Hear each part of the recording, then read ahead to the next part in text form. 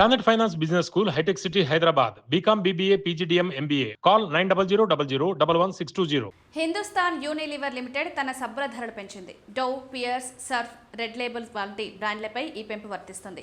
ప్రతి ఉత్పత్తి ధర 1 నుంచి 20 రూపాయల వరకు పెరిగిందని టైమ్స్ ఆఫ్ ఇండియా వివరించింది. ఈ పెంపు వెనుక కారణం ముడి సరుకుల ఖర్చులు, ప్యాకేజింగ్ ఖర్చులు పెరగడమని కంపెనీ చెప్పినట్లు పేర్కొంది. Crude oil, palm oil, plastic ధరలు పెరగడం వల్ల తయారీ ఖర్చులు ఎక్కువయ్యాయి. ఈ భారాన్ని కొత్త వినియోగదారులపై మోపుతున్నట్లు తెలిపింది.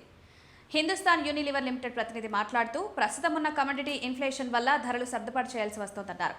కంపెనీ ఎప్పుడూ వినియోగదారులకు సరైన విలువలు దక్కేలా చూసుకుంటామని తెలిపారు. ఎఫ్ఎంసీజీ కంపెనీలు జీఎస్టీ తగ్గింపుల ద్వారా డిమాండ్ పెరుగుతుందని ఆశపడ్డాయి.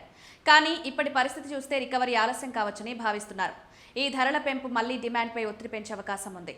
బ్యారెల్కు $100 దాటి వెళ్లాయి. దీంతో రవాణా, ముడి సరుకుల ఖర్చులు కూడా పెరిగాయి. ఎఫ్ఎంసీజీ ఉత్పత్తుల్లో పాలీప్రొపైలిన్, ఆల్కిల్ బెంజిన్ లాంటి క్రూడ్ ఆయిల్ ఆధారిత పదార్థాలు ఉపయోగిస్తారు. ఇవి కూడా ఖరాదయ్యాయి. గ్రామీణ డిమాండ్పై ఇది ప్రభావం చూపొచ్చు. గ్రామీణ మార్కెట్ గత కొన్ని క్వార్టర్లలో ఎఫ్ఎంసీజీ వృద్ధికి పెద్ద సహాయం చేసింది.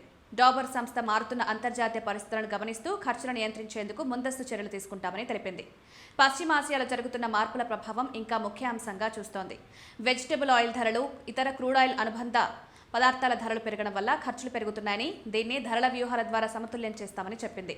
డొమినాస్ ఇండియాలో Q4లో లైక్ ఫర్ లైక్ గ్రోత్ కేవలం 0.2% మాత్రమే నమోదు చేసిందని క్విక్ సర్వీస్ రెస్టారెంట్ విభాగంలో జుబిలెంట్ ఫుడ్ వర్క్స్ తెలిపింది. రోజువారీ అవసరాల ధరలు పెరగడం ఒకవైపు, ఆర్థిక అనిశ్చితి ఇంకొక వైపు వినియోగదారుల ఖర్చు అలవాట్లపై ప్రభావం చూపిస్తున్నాయి.